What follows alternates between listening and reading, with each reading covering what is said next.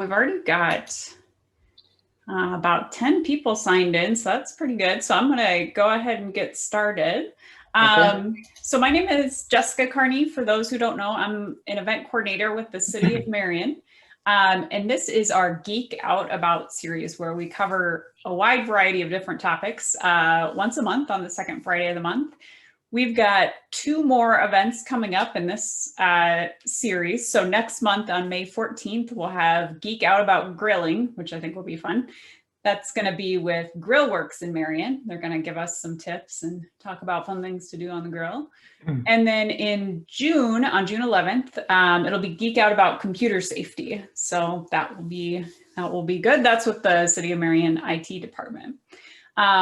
And then we may continue this series, maybe possibly in person if we're able to. So that would be great.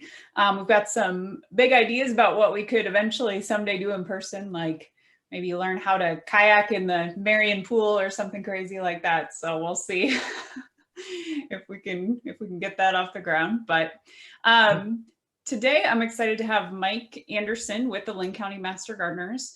He's going to talk about something very topical for us here in Linn County, which is about planting trees. So both about what kind of trees are best for the Midwest, and then he'll touch briefly on actually planting them. So Mike, I'll let you go ahead and get started.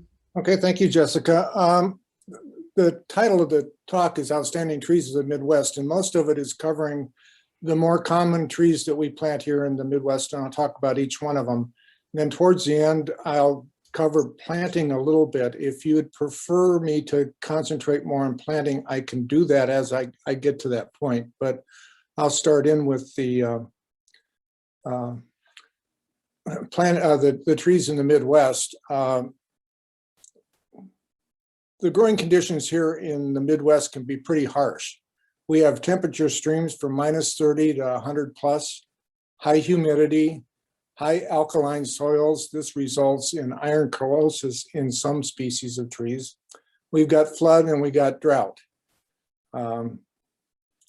So I kind of have the argument for planting native trees. The native trees to Iowa have evolved over millions of years to withstand our harsh conditions. Now, there's a few other regions in the world that are just about as crummy as Iowa, and trees that grow there also do well here in Iowa. And that's northern China. There's some trees from northern China that do well here, Korea and Eastern Europe. So I'll mention those as we go through it. So the first tree is the oak. That's our state tree. Was more oaks in Iowa when Iowa first became a state than any other state in the Union. Most of them were harvested to build the railroads during the Western expansion. They're considered sacred in many cultures, and they're a symbol of strength and longevity. As I said, it's the state tree. Many people think the bur oak is our state tree. It's not. Apparently, the legislature couldn't decide which species or which cultivar of oak they wanted to make the state tree, so they just said oak is our state tree. Now, whenever you're considering planting a tree, I encourage you to take the tree and Google to see where its native range is. And you can see whether it grows well in Iowa or not. So here's some examples. You see the bur oak, that's one of the oaks. It grows naturally in all of Iowa and even into the eastern part of many of our western neighboring states. Now the white oak, most of Iowa, but not the northwest corner. The northern red oak, again, most of Iowa, not the northwest corner. And pin oaks, you notice, they only grow naturally in the far southeastern part of Iowa. And that kind of explains why pin oaks don't do all that well here in Cedar Rapids. The soil is just too alkaline for them, and many of them develop that iron corrosis because the roots can't bring up the iron to the leaves. So there's 2 subgroups or subspecies of oaks. You've got the white oaks and the red oaks, and they're easy to distinguish between the 2. The white oaks, if you look at the leaf edge margin, is a rounded lobe on the margin of the leaf. Red oaks have that pointed leaf. So common white oaks that grow here in Iowa are the white oak, the bur oak, the swamp white oak, and the chinkapin. And then for the red oaks, it's the northern red oak, the pin oak, the scarlet oak, and the black oak. During the growing season, you'll notice that the leaf color is as deep green. In the fall, they tend towards the reds, magentas, some yellows on some of them, like the swamp white oak. The bottom left-hand corner picture is a picture of the flower in the spring. It has both the male and female flower on each of those little pinnacles. And you notice under oak trees on the side, if they're planted by a sidewalk, you'll see those all over the sidewalk in the spring. Haven't noticed it yet, but they'll be coming on the next week or two. Then, of course, they also produce the acorns. So you might want to consider where you plant that. It's probably not best to plant an oak tree near a sidewalk or a driveway. Here's an example of a scarlet oak that was planted. We bought the house that we're currently in 2001, and it was pretty much a blank slate. It was a suburban lawn, and there were some trees existing at the back of the property, but for the most part, it was a blank slate. It's about 4/10 of an acre, so it's a little bit larger than a standard lot, but not that much. And I made a list of all my favorite trees, and this was one of them that I planted. And after almost 20 years, I can tell the difference between what did well, what didn't do well, how fast they grew. So this is one of the trees that grew the fastest of all the trees that I planted. It's got great fall color. It even retains its leaves in the winter, so you get some winter interest. This picture was taken about 8 years after it was planted. So after 8 years, it became a fairly sizable tree. I know most people consider oaks as slow growing, but it turns out the red oaks are one of the faster growing of the oaks.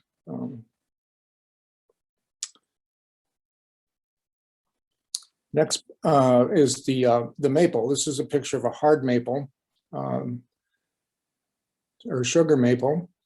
Actually, there's the population of sugar maples in the northeast corner of Iowa up by McGregor. It's the second largest population of sugar maples in the United States, except for New Hampshire.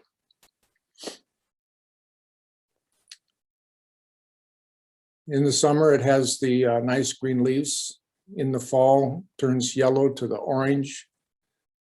Picture on the lower left is the flower, and then the seed pod. And those seeds can be somewhat annoying, especially in years where there is overabundance of those.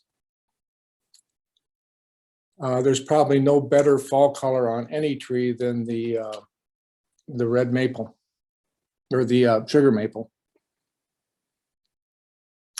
This is a Freeman maple that I planted in my front yard, and it's about 8 years old. This, along with the scarlet oak that I talked about before, were probably the two fastest growing trees of anything I planted. The scarlet oak, in the first 10 years that I planted it, it grew about 2.5 foot a year. This did about 2.25 to 2.5 foot a year. Freeman maple is actually a cross between a red maple and a silver maple. And the idea was to get the best characteristics of both. The silver maples are very tolerant of just about any kind of soil, very fast growing. They withstand drought, they withstand floods. And so this tree kind of takes on those attributes. The red maple is a harder tree, so this is somewhat harder than what a silver maple would be. And it's got the real pretty fall color. The list on the right, the Autumn Blaze, Autumn Fantasy, Celebration, Firefall, Marmo, Sienna Green, those are cultivars of the Freeman maple. And you'll see these widely planted. If you go to the East Side Menards, the Freeman maple, the trees that are planted in that parking lot are all Freeman maples. And it's used quite extensively as a street tree, since it grows very well in harsh conditions and it grows fairly fast. One of the problems with it is that it's well overplanted. If you go up and down any suburban neighborhood in Cedar Rapids that's been built in the last 15 years, just about every tree in everybody's front yard is a Freeman maple. And that's a rule of thumbs is you don't want to plant too many of the same kind of tree in one area, because if they get diseases, they're all going to die. That's one of the problems we had with the ash tree here recently with the ash borer, is that there were so many ash trees in Cedar Rapids. When the ash borer hit, it decimated our tree population. So a rule of thumbs is try not to plant the same thing that your neighbors planted, for sure, and the same with it's on the same block. The other problem with the Freeman maple is, and all maples, in fact, they have a weak branch structure. Their leaves come out opposite each other, so the branches come out each other, and they have this very weak structure. They did not do well in the derecho. I had 4 planted, 1 in the front yard, 2 in the back, and I no longer have 1 in the front yard, and I only have 2 in the back. So the other problem is they have exposed surface roots. After the tree gets about 15 to 20 years old, you'll start seeing these popping up, and it's almost impossible to mow under them. So I guess in conclusion, I would be very cautious about planting a Freeman maple, although they're very, very popular. Next tree on the list is the ginkgo tree.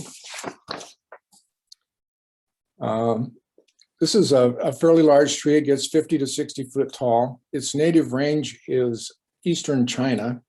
It's hardy to zone 3. We're in zone 4 here. It's extremely disease resistant. It's actually considered, or it's named euphemistically, a living fossil, because archaeologists have dug up fossils of this tree that are well over 200 million years old and have noticed that it's not evolved hardly at all. And since the other species that were in this group did do the evolution, it turns out most of the pests and the diseases that affected this tree evolved with the other trees and pretty much left this one pest-free.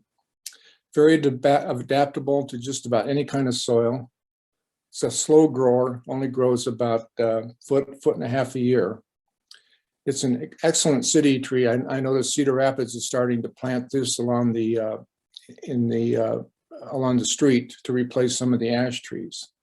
And it's got this beautiful fall gold color.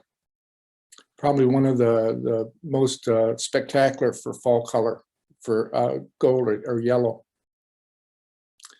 The leaves are kind of unique. They almost look like a duck's foot. This is also the same shape as the maidenhair fern leaf, and so sometimes it's called the maidenhair tree. And notice there's no spots, no little black spots that like you see on most tree leaves. It is pretty much absent of any kind of diseases or any kind of insect problems. And like I said before, it's very hardy. Here's some that are planted in front of Cedar Rapids. Now, that faces due west. And so in the late afternoon in the summer, that sun beats down on that yellow brick and bounces back off onto those trees. Probably, and along with the pollution that they're getting on the street, probably some of the harshest conditions you could expect any tree to survive in. And these are doing very well. This is one that I planted in 2001. It's probably about after 8 years old. So you can see it's not growing nearly as fast as that maple tree or the scarlet oak, probably about half as fast. The first couple of years, it did about 1.5 foot a year. Now that it's 20 years old, it's doing about 8 inches to a foot a year. In 1945, the United States bombed Pearl Harbor with the atomic bomb, or Hiroshima with the atomic bomb. And after the dust cleared, the scientists went in to see what the damage was, and they found 6 ginkgo trees. They were charred, but they were still alive. And there's these are 3 of them, and you can see how close they were to the epicenter of the bomb. The shrines have been built, and if you want a tree that can survive an atomic bomb, the ginkgo tree is the tree for you. Honey locust is another large tree that is popular here in Iowa. It's got the gold color or yellow leaves. It's widely planted, so I'm not sure I would recommend planting it. It's a good street tree because it's tolerant of most pollution. It gets about 50 to 60 feet tall. It's got, as you can see in the upper right-hand left corner there, it's got a compound leaf.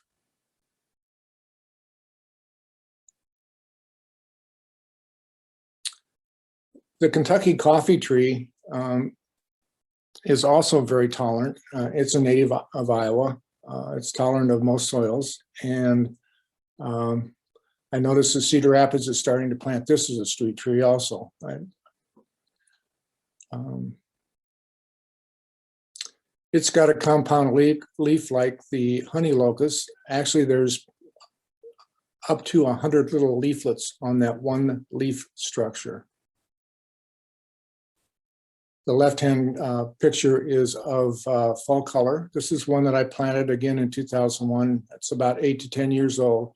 So you can see it's growing a little bit faster than the ginkgo tree, but not nearly as fast as the scarlet oak or the maple tree. To make a good shade tree, you want a tree that leaves out fairly densely in the summer to shade your house or whatever area you're trying to shade. But in the winter, you'd like to have as sparse as a branching structure as possible, so it doesn't obscure the sun from heating up if it's by your house. And that's why ash trees were so heavily planted, because they had a very shallow branching structure. And the Kentucky coffee tree has even a less dense structure than the ash tree. In fact, a maple or an oak tree that's heavily branched can obscure as much as 30% of the sun in the wintertime. The tulip tree or yellow poplar is another tree that's planted here in Cedar Rapids. I'm not sure I would recommend it. It gets about 100 feet tall. They're more prevalent on the east coast of eastern states. It's not a native of Iowa, and it is somewhat weakly branched. There's an old one at Brucemore, and if you look at it, you notice that it hasn't done very well in some of the windstorms that we've had over the years. There is one at Knoll Ridge, a fairly young one. It's probably about 50, 60 foot tall. I haven't been over there since the derecho to see whether it survived or not, but I suspect it's not there. Back in the first part of this century, up until the 50s, 60s, elm tree was one of the most popular street trees here in Iowa, and then actually across the United States. But then when the Dutch elm disease came, it pretty much wiped out everything that we had. There were some studies done, and Princeton University developed a cultivar of the elm that is supposed to be resistant to the Dutch elm. It's a very beautiful tree. It's vase-shaped, fairly large tree, nice yellow fall color. I remember as a kid driving down 2nd and 3rd Avenues. There were elms lining both sides of the street, and it formed an arch over the street, and it was almost like driving through a green tunnel.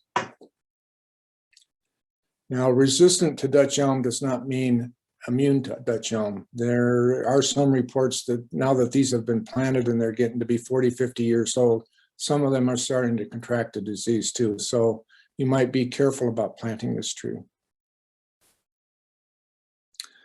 Talk a little bit about the birches because they're widely planted. The river birch it's a nice specimen tree. It's got that exfoliating bark, which makes it kind of interesting.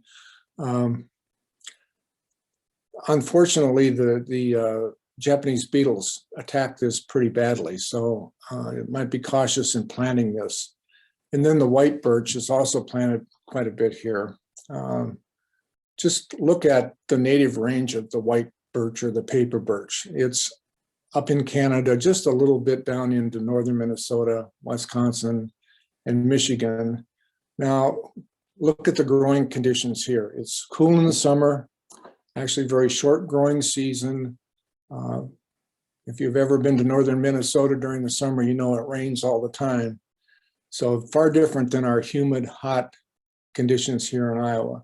And as a result, that tree does not do very well here. So I would recommend not planting it. But again, this is an example of if you're thinking about planting a tree, Google the native natural range and see where it grows well at. And that will help you decide whether you think it will grow well in where you're at.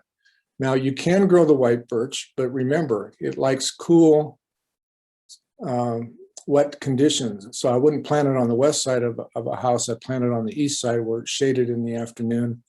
You probably want to mulch around the tree to keep the roots moist and cool in the summer. Persian Perosia is a tree not many people have heard of. They're starting to plant this as a street tree too. It's very, very hardy. Comes from Persia or Iran. Perosia is the Persian word for iron or hard. And so one of its common names is ironwood. It's got the unique feature of in the spring when it leaves out, the leaves come out kind of this reddish magenta turning green. And so it kind of gives it a malted look when it's first leaving out in the spring. During the summer, then it's got this deep green color. And in the fall, it's got the reds to orange to magenta colored leaves. This is one I planted in the front yard. It's very slow growing. This has probably been in there 4 or 5 years. And I'd planted the shrub form, and it seems like they tend to grow very slowly the first 5, 6 years, then all of a sudden they take off. The picture on the right is I tried to get the fall color, but the way the tree colors, it starts at the very top, turns kind of yellow to orange, then reds to magenta. And then it does that as it goes down the tree. And by the time the leaves on the bottom of the tree have turned, the top of the tree is bare. But and then it's also got this exfoliating bark that gives some winter interest too.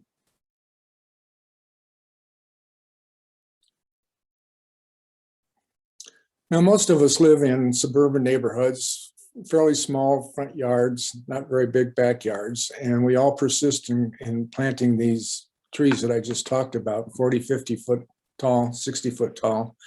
We plant them right in front of the front door, so it obscures the nicest looking part of the house, and it leaves the ugliest part, the garage, exposed. So there's an argument that can be made for planting smaller trees. You know, now that the houses that we build are all air conditioned, they're highly energy efficient, we probably don't need those big shade trees as much as we did back in the 50s and the 60s. Another way to do it is to plant these smaller trees, specimen trees, and kind of frame the house instead of obscuring it. Now, this is a Japanese lilac tree, and it does very well as a small specimen tree. It only grows about 12 to 15 feet tall. So they're starting to use it as a street tree under where there's power lines because it won't grow tall enough to get up to the power line.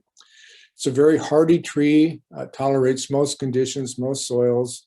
It can tolerate polluted conditions like you'd find along the street. So it does very well in these conditions. Bloom time is around the end of June. It has these lilac-looking blooms. Another small tree that's native to Iowa is American hornbeam. It's tree that gets about 30 foot tall and with the deep green leaves. As you can see, the summer leaf color is the deep green. Fall color, it starts out as kind of a yellow, turning more to orange, red, and then finally magenta. And then the bottom picture is a picture of the fruit. Kind of looks like a hop in a way. And one of the common names for this tree is a hop hornbeam tree. This is a picture of the flower. It's got these little catkins on it, and both the male and female flowers in a catkin. The other unique feature about this tree is the structure of the trunk. It almost looks like the sinews of the muscles in your arm. So another common name for this tree is musclewood. And then the color of the bark is kind of this blue-gray color. And another common name is blue beech. So it's got about 4 or 5 different common names. So you really, if you want to go buy this in nursery, you need to get the botanical name. Make sure you're getting the right tree. This is a picture of one that I planted in the shrub border, fall color. Notice it isn't getting all that big. It's probably been there 8 to 9 years when I took this picture. Another small tree that's native to Iowa is the Ohio buckeye tree. It's got this unique 5-fingered leaf on the right. And then in the fall, it turns this nice orange color. Of the trees that I've planted, it's one of the very first ones to leaf out in the spring and one of the very first ones to turn color in the fall. Picture on the left is the flower. The picture on the upper right is when it's in flower. It's pretty impressive. It's got these logs, they're probably 5 to 6 inches tall flowers. In the bottom right are the nuts that come from it, which looks like a buck's eye. So that's where it gets its common name, buckeye. Now, I've planted one, again, 2001, and I noticed the nuts coming out on the tree in the spring, but I've never seen any in the fall. I suspect the squirrels get there too before they fall to the ground. This is a cornelian cherry dogwood. It's one of the very first trees to bloom in the spring. I've got one planted by the side of the house. It started blooming in the middle of March. By Easter, the 4th of April, it was in full bloom. It's a fairly small tree. A lot of times it's grown as a shrub rather than a tree. So it's either a large shrub or a small tree. It gets about 12 to 15 feet tall.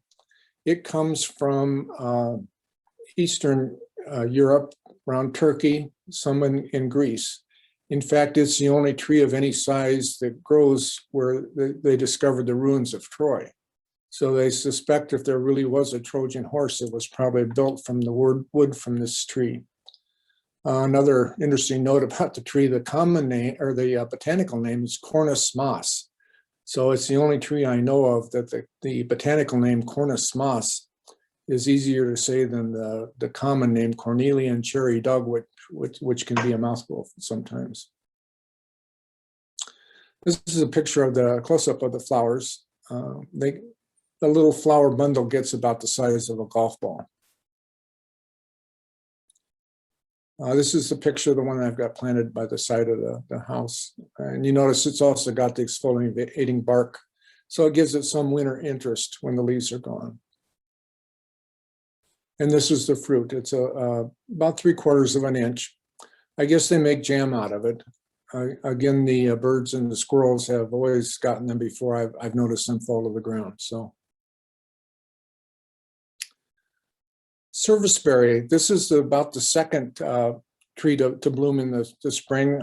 You notice they're just in Cedar Rapids here now. They're just starting to come out. It's got there's a picture of it in full bloom.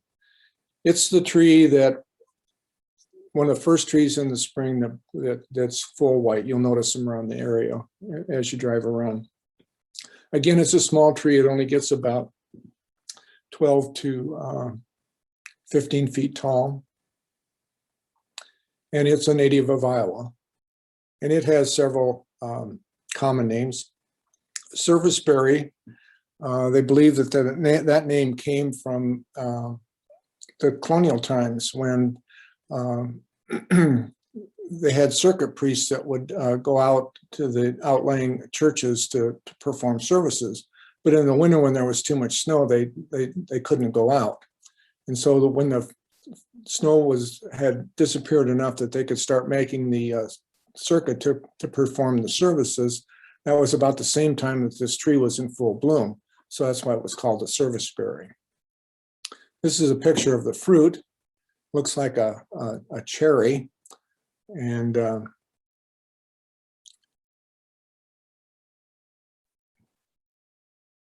that's the other common name for it, is June. Since it bears its fruit in June, it's called the Juneberry fruit or tree. Now, I've never had a problem with the creating a mess. Again, about the time that those are fully ripe is when the robins attack the tree and just clean all the berries off the tree. This is a picture of the fall color. It starts off with this nice yellow color and then turns orange and then red. This is one that I planted back up in the woodsy part of the property. So in the spring, as everything is leafing out, you get the nice white color in the back of the yard. And then in the fall, you get the orange color. Notice the bare tree in the front, that's an Ohio buckeye. It's already lost all of its leaves. And then the Eastern redbud is the next one to bloom. And it's probably going to be blooming here in another week to 10 days, I would guess, here in Iowa. Again, it's a small tree, 12 to 15 feet tall. It's a native of southern Iowa. If you plant this tree, make sure you get one that was grown in the northern area. Most garden centers here in Cedar Rapids get their stock from Wisconsin. Close up of the pictures of the flowers. It's got a unique leaf, kind of a heart-shaped leaf, and it's a very dense leaf. So it produces a lot of shade. So if you want to shade a small area like a patio, but you don't want a great big huge tree, this is a good choice. Then the crab apples are the next to bloom. This is a Donald Wyman crab apple. Now, if you're going to plant a crab apple, make sure you get one that's disease resistant. The older varieties of crab apples are susceptible of the many different kinds of insects, like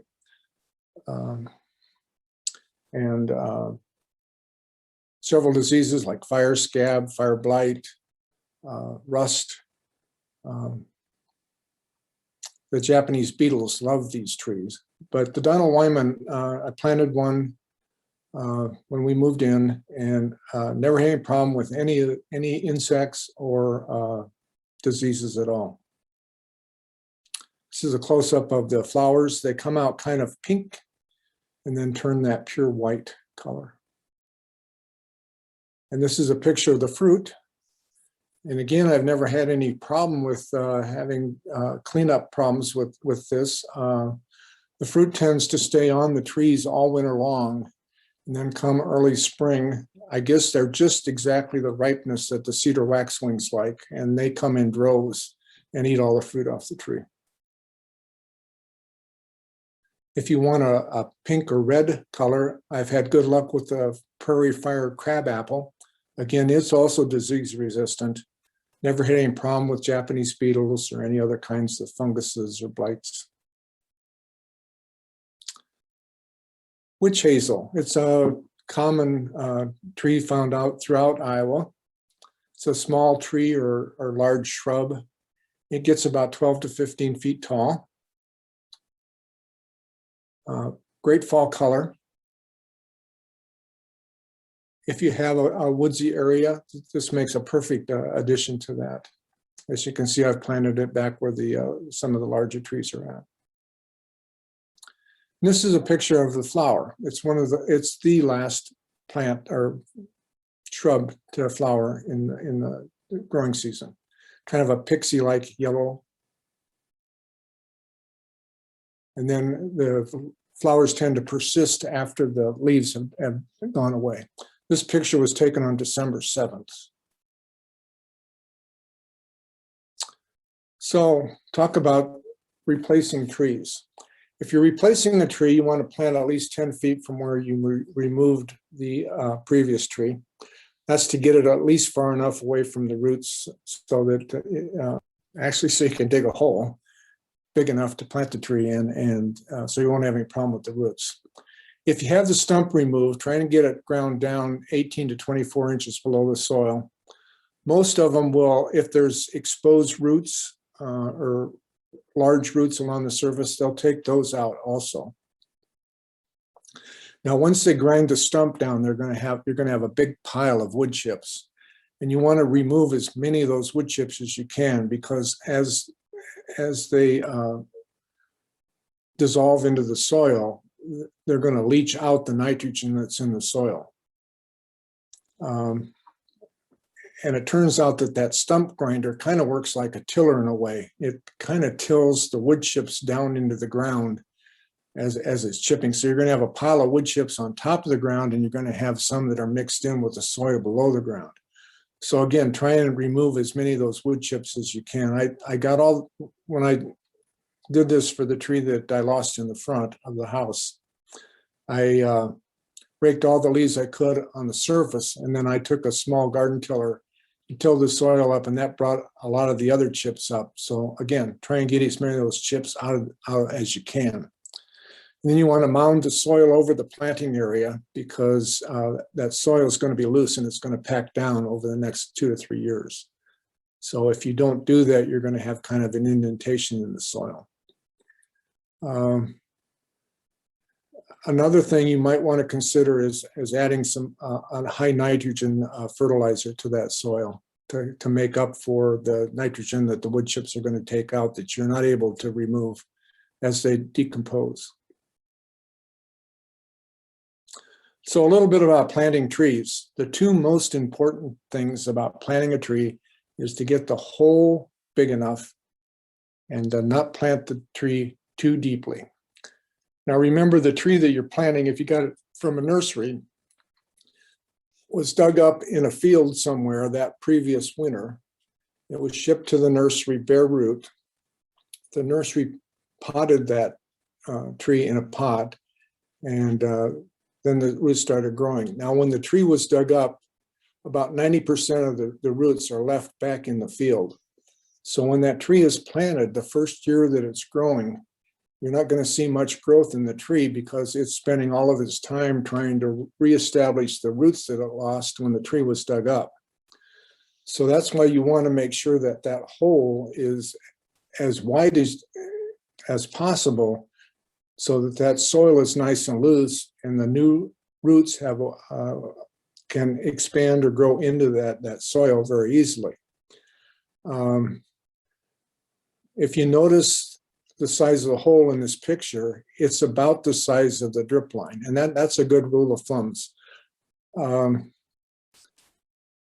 Most of the trees that you're going to get in the nursery are 6 to 8 foot whips.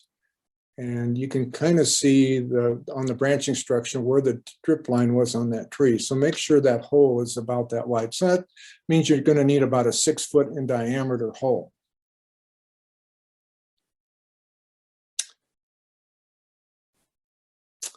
And the other thing is to make sure you don't plant it too deep. A tree that's planted too deeply, those roots, as they're growing, require oxygen in the soil in order to grow.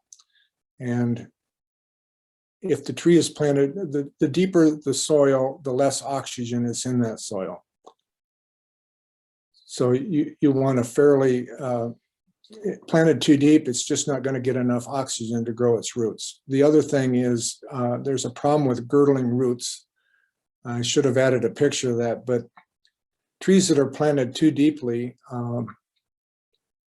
have a tendency of wrapping the roots around the tree, and eventually it'll strangle the tree. So that's a common problem with a tree that's planted too deeply. If you look at a tree that's been planted, say 10 years ago, and it looks like a telephone pole sticking out of the ground, if you don't see that trunk flare like the arrow is pointing to, but if it looks more like a telephone pole sticking straight up out of the ground, it's probably been planted too deeply.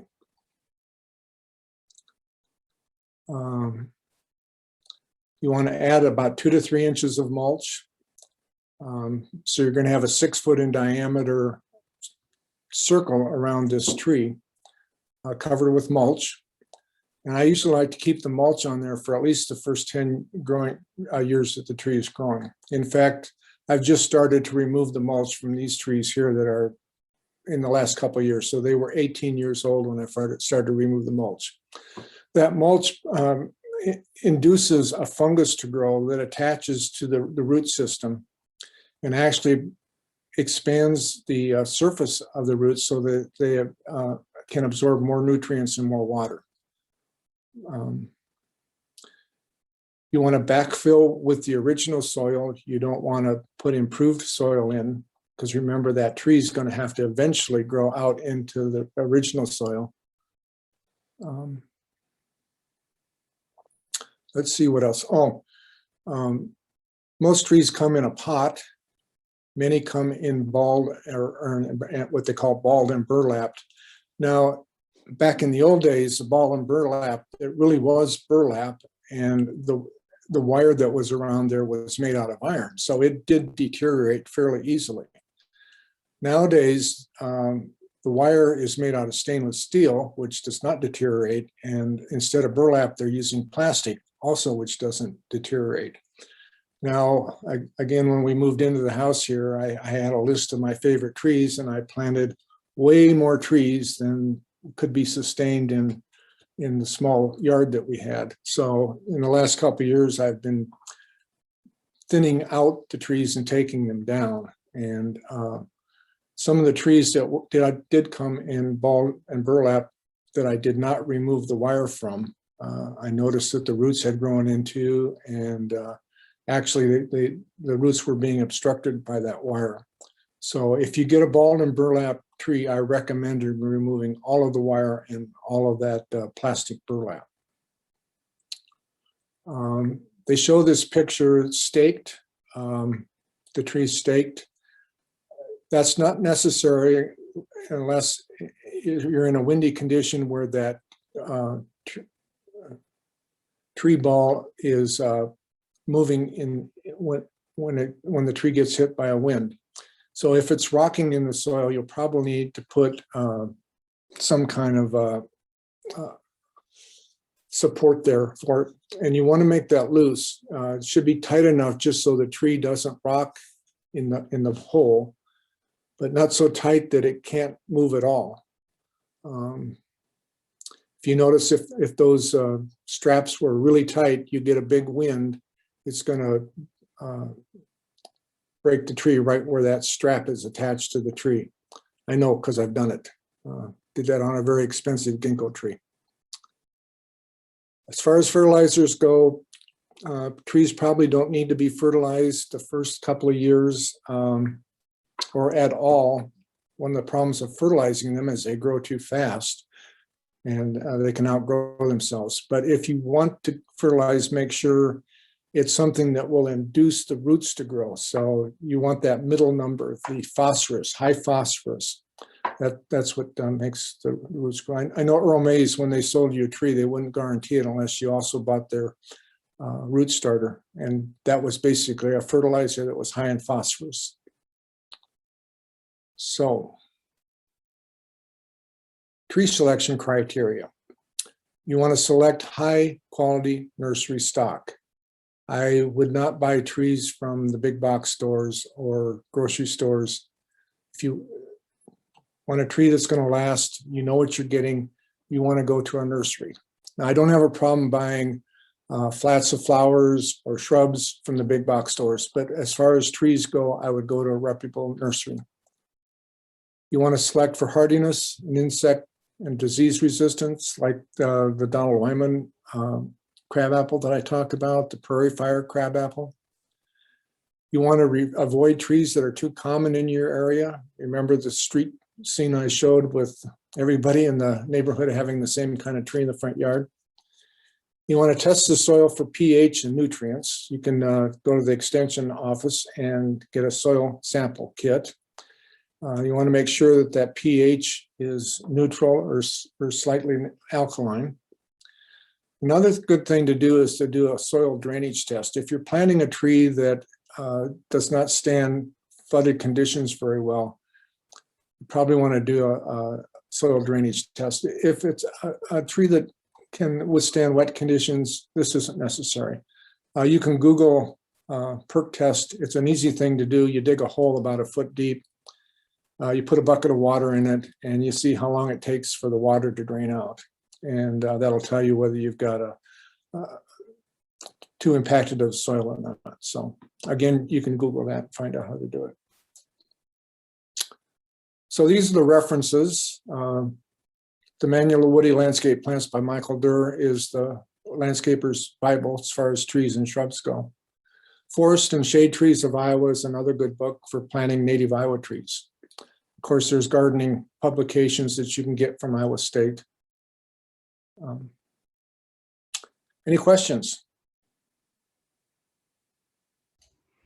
Yeah, if anyone has anything they want to know more specifically, or specific questions about where to plant based on the direction your house faces or anything like that, go ahead and type them in the chat box. Mike, is it easy to find, like, based on the type of tree, whether it's best on the north side, south side, west side, east side, that type of thing?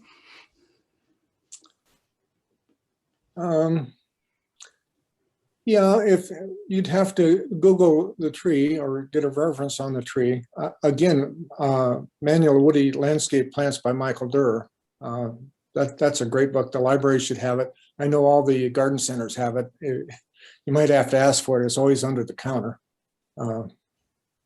So you can look in that, or just Google the plant. Mm-hmm. So basically a tree that's, it'll tell you if the tree requires full sun, if it'll stand part shade. Just looking at its native range, like I showed an example of the white birch native range is basically Canada and Alaska. So you certainly want to plant that in a sunny location where it gets the direct west sun in the afternoon. Yeah, that makes sense. We had a couple questions come through. One is, if there's a concern about height and blocking the house, what's a great hardy tree that is disease resistant that could be used for framing the house? That Japanese maple was a good one. Mm-hmm. Actually, all of the small trees that I talked about, the flowering trees, but all of those are hardy. The Japanese lilac tree, certainly, serviceberry. Red buds aren't all that hardy here. I'm not sure I would recommend that. I've planted several and lost several. Another one was how do you get a ginkgo tree of the right sex so that there's no problem with the odor of the fruit? I hadn't heard of that before, but maybe you have. They're supposed to, the nurseries are supposed to carry only the males. Oh. Now, I'm not sure that you can always guarantee that. In the summer before the pandemic, I used to do a tree identification class at Knoll Ridge, and we would go around and I would show people how to identify the species of tree by the leaves. And there's a stand of about 5 ginkgo trees over there that are planted together. And somebody noticed that one of them was fruiting. So I'm sure that Knoll Ridge had thought they were planting all male trees, but for some reason a female got mixed in there. So that's the same with the Kentucky coffee tree. You only want to plant a male tree, otherwise the females form this big bean that is kind of annoying. That's interesting. Let's see. Somebody said, any issues? Any issues with salt if planting a tree by a busy street? So I'm sure they mean like salt in the winter. There are. That's why you want to plant one that's tolerant to the salt. And the three that come to mind is the Kentucky coffee tree, the ginkgo, of course, the Persian ferocia. The Freeman maples were tolerant of salt. That's why they were so widely planted as a street tree. But again, I would not recommend planting those. Gotcha. But some of those other ones you showed were right. Grew well even in sort of pollution areas. Right. Japanese lilac tree is also a good one for a smaller tree. What about, someone wanted to know if there are some that are deer resistant? Nope, not a one. Nope. Okay. The problem with the deer is they will rub their antlers in the fall and scrape the bark right off.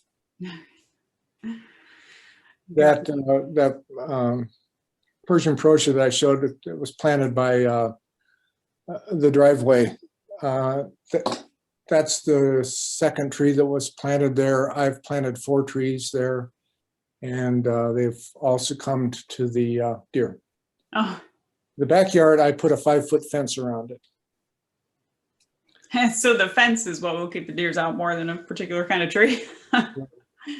Deer and rabbit, the only way to deal with them, well, for small plants, you can use that spray, and that seems to work well. But the backyard, I lost too many trees to the deer, so I finally put a 5-foot fence on. I know they can jump it, but town deer are lazy. They'll go around rather than jump it. So in almost 20 years, we haven't had one get in the backyard yet. Huh. Then I took some chicken wire, black chicken, the fence is a black steel fence, and I took some black chicken wire and put that around the bottom of it to keep the rabbits from digging under it. So, except for the years where we left the gate open and rabbits managed to get in, we've been rabbit and deer free in the backyard, but I still have a problem in the front yard. Got it. Another question, it wants to know if a tulip tree is recommended here or not. I wouldn't recommend it. Again, they just get, unless you've got a large lot and you can withstand some of the branches blowing down. It gets 100-foot tall. It's got that unique flower, which really makes it desirable, and it's got the unique shaped leaf. But they're just too weak-limbed and they get too big. Now, one of the master gardeners I know, they live on an acreage, and it doesn't bother her if she gets some wind damage in her trees, and she finds the leaf and the flower desirable enough to put up with that problem. But if you're only going to plant 1 or 2 trees in your yard, I would not select those. For large trees, I would go with the Kentucky coffee tree, the ginkgo tree, or the Persian ferocia tree. They're all tolerant of most soils, salt, pollution. Unfortunately, all of them grow very slowly. The Kentucky coffee tree is one of the last to leaf out in the spring. I know last year ours didn't leaf out until June, 1st of June. So.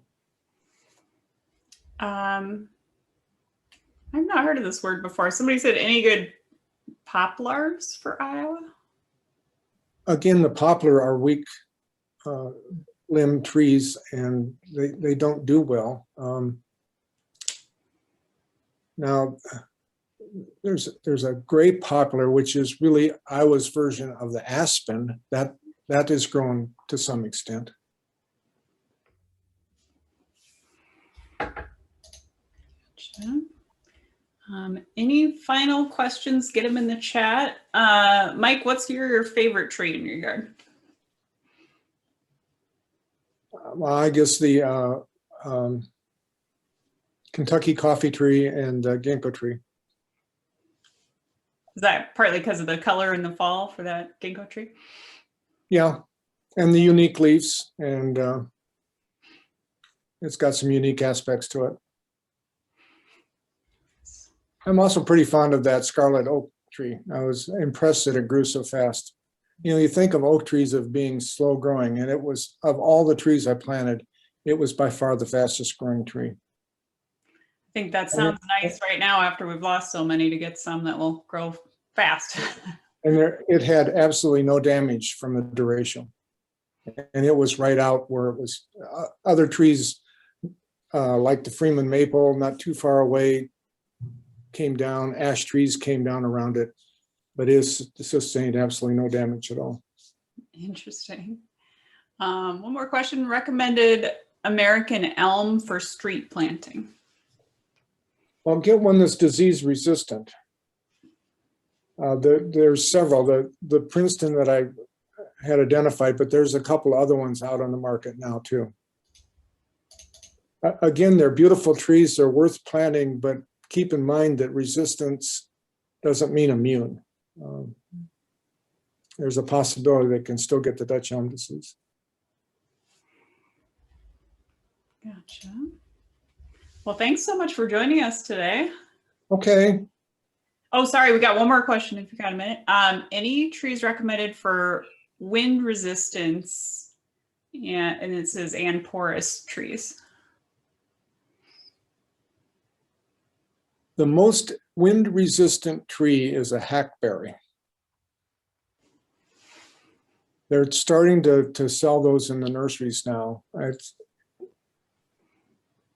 It's not a great ornamental tree. It's susceptible to some leaf diseases. It doesn't hurt the tree. It just kind of makes the leaves ugly during the summer. It gets kind of a mildew on the leaves, a white mildew on the leaves. It gets galls on the leaves. But as far as wind resistant, it is the most wind resistant. Nice. All right.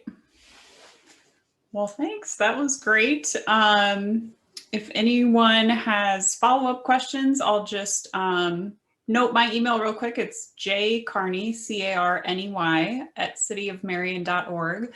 We'll post the recording of this video on City of Marion's YouTube channel, so you'll be able to see it later if you want to go back to any parts or see this slide here with these resources. But thanks, Mike. That was great. Thanks so much for your time. Okay, thank you. Okay, have a good day, everybody.